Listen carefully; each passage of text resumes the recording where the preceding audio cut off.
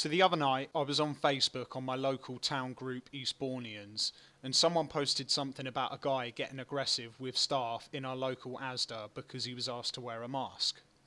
I typed out a reply to it, and as soon as I hit send, Facebook told me the post had been removed. It looks like we're really doubling down on masks in this country at the moment, with the supermarkets tightening mask rules and HSBC threatening to close accounts of people who refuse to wear a mask. I wanted to talk about it, so I started my own discussion in Eastbournians. This is what I posted. I just typed out a reply to a post someone made about a guy kicking off at Asda, and as soon as I hit send, Facebook told me it had been removed. So I'm going to retype it here, go to bed, and read replies in the morning. I want lives to be saved as much as anyone else, but I believe we are on the wrong path, and for my own personal reasons, I genuinely believe masks do no good, and if anything, they are detrimental. I'm not going to explain why, because it's not relevant to the point I want to make here. All you need to know is that I truly believe it. So how do you think I feel when I see people starting to turn against people like me? I feel like I'm being backed into a corner, and I have two options. 1. Put a mask on just for the sake of conformity. Betray what I truly believe and do something which I actually believe to be part of the problem. 2. Stand firm and continue going into shops without masks. So I'm not doing it. Simple as. You can all do it if you want, I won't stop you. But I'm not going to be treated like a social pariah, so please do not attempt to treat me like one. Whatever happened, to live and let live. Then I went to bed. But after about an hour I couldn't get to sleep, and I couldn't resist the urge to check what people were saying. It's a good thing I did though, because by the time I woke up in the morning my thread had been deleted. I'm not sure who deleted it or why. The thread got 700 comments in the first hour, and by 4 hours it had 1,000, and I didn't reply to any of them. So I clearly had something to say that people were interested in. I didn't expect that level of response, and there was no way I could have replied to everyone individually. So I was going to record myself going through them and replying to them in person. But unfortunately, they've all gone down the memory hole now, and I have no idea why. So instead, I'm going to pick on a few distinct ones that I remember, leaving aside the nasty, pointless comments like these. Interesting how people concerned with saving lives and reducing the spread would laugh if I got corona. Kind of makes me think that they're just hypocrites and don't really care about anything other than bullying people who fall outside the current orthodoxy, just to earn social media brownie points. But anyway, the first point people were making was that I wasn't explaining why I think face masks are bad, because I've got no argument. As I said in my post, I wasn't there to have an argument over whether they are effective or not, mainly because it would take all day for me to explain my position. But people were saying it's a cop-out, so I'm going to briefly explain it here. The way I see it, if you're trying to drive infections down, there's only one piece of data that matters. That piece of data is quite simply, how does the average person get infected? And that's utterly impossible to know, because you'd have to know the exact moment when a person ingests the virus. Just Google, how are people getting COVID, and you'll see what I mean. Nobody knows. Since we don't know how people are getting COVID, everything we try to do to bring infections down is just guesswork. It's just trial and error. There's no hard science in it at all. Yes, masks may reduce aerosols, but unless that translates to a reduction in people ingesting the virus, it doesn't matter. And there's no evidence that it does. In fact, I'd say the fact that we have been trying this experiment since the 24th of July, and just a couple of weeks ago, we saw the highest daily infection rate at 57,725 new infections, I'd say that that's evidence of face masks not working. And I believe the government have got the whole COVID strategy completely wrong, and face masks are just a small part of it. I'll let Peter Hitchens sum up what I think about the government's overall COVID strategy. They've been doing the wrong thing. And however hard you work at doing the wrong thing, however vigorously you pursue it, however much money you pour into it, it won't work. That is very important. To try and sum up the whole point here, quantity isn't everything. As I can tell you from very painful experience, if they give you the wrong antibiotic for a disease, It doesn't matter how much they give to you, it still won't make it better until they change the drug. Until they change the drug, nothing will happen. We're doing the wrong thing. Whether masks are making things worse or not is, of course, just personal speculation. I think masks are about a false sense of security to give people fake reassurance when they're out in public. This fake reassurance might in turn lead to a drop in people's personal vigilance, which might lead to people unwittingly infecting themselves.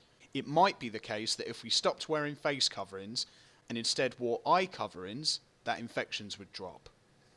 A recent study suggests people who wear glasses are 5 times less likely to be diagnosed with COVID. But masks also help to reaffirm the fear of the pandemic at the same time. It's like wearing government propaganda on your face. And I have to wonder, if new evidence came to light that masks were actually counterproductive, would the government ever tell us? Or how about all the people who have passionately endorsed mask wearing? Would they reverse their position? Or if I'm right about it being trial and error, would the government ever come clean about that? I could go on all day about why I believe masks are the wrong thing, but again, that's not really what I'm here to do right now. All I wanted to do in this post was talk about not being treated badly, not whether masks work or not. All you need to know is that I sincerely believe that mandatory masks don't work, and that I'm making my point in good faith.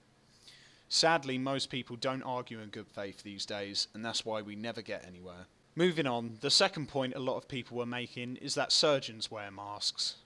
Again, I wasn't there to argue whether masks were effective or not, but I'm so sick of this argument. Surgeons are trained medical professionals who operate inside sterile clinical settings. Public places are not sterile clinical settings, and the public are not trained medical professionals. This is a complete false equivalence. Next, loads of people were telling me I should waive my right to NHS treatment. And you know what? I wish I could at this point. I have somehow, by some miracle, managed to dodge the virus for a whole year, despite not following the rules and travelling all over the country for work. And just quickly, before you say, oh, I must have been asymptomatic at some point and spreading it without knowing, just know that I haven't stopped seeing my friends and family, and none of them have got sick. What are the odds that my family, my friends, and their families are all asymptomatic? 0. So yeah, I'd waive my right to NHS treatment because I don't think the virus is a big threat to me, and I'd rather have my old life back. Trouble is, even if I did waive my right to NHS treatment, I'd still be expected to follow the same pointless rules as everybody else. So no, I won't waive my right. If I could do the totally withhold all treatment thing, I'd do it. I'd totally be a twat if I could. But if I'm going to be a twat, then I also don't want to have to pay contributions to the NHS when I pay my tax. It's only fair, right? Also, it makes me laugh that the same types of people who before the pandemic insisted on the NHS being open to the entire world are now the ones telling me that I shouldn't get to use it. Total hypocrisy, if you ask me. Loads of people were accusing me of being an attention seeker. Believe me, I'm so not an attention seeker. I hate being in the spotlight. I'm usually a lurker, both in real life and on the internet. That's why, on my old account, I kept my Facebook profile picture the same for nearly 8 years. That's hardly something an attention seeker would do now, is it? But I am trying to become something of an activist. I've got loads of ideas for things that I want to talk about and things that I want to do, and part of activism is getting people's attention. And one of the reasons I've kind of been keeping away from it is because I don't really like to be in the spotlight. It's something that I'm having to gradually adjust to. A few people were saying that just because I'm a free speech extremist doesn't mean people can't call me a dickhead. I'm not even sure what the logic is there. I obviously knew that I was going to get a lot of backlash for what I posted, and it's just par for the course. The way I see it, the internet was basically invented for people to hurl abuse at each other. And sometimes the abuse that I get can be pretty funny. If you want to know why I've got my profile laid out like this, it's not as some people have suggested so I can get away with saying horrible stuff if I want, even though I do believe I should be able to say horrible stuff if I want. It's because I'm worried about being censored, and seeing as how my post got removed, I think that worry is justified. I don't want anyone to have any kind of excuse that they were offended by something I said, and so therefore my thoughts need to be expunged from the internet. and I don't like how things on the internet can just disappear down the memory hole. Not only was it 1,000 comments which included people having frank exchanges of views, it also included people swapping links and sources to educate each other, which is a good thing in my opinion. A lot of what I'm trying to do is initiate conversations, and I seem to be pretty good at it, for the people who can handle having big boy conversations at least. Shame it's all gone now.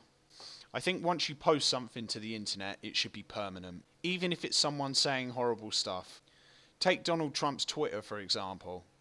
I now have no option to go back and check something he tweeted years ago if I want. It's been stricken from the record, which means I now have to rely on third-party accounts of what he might have tweeted, which is hearsay and doesn't count for anything.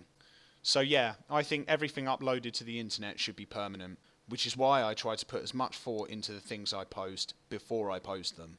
I've made the mistake of posting something inflammatory on impulse before, and it's still there for everybody to see, and I hate looking at it.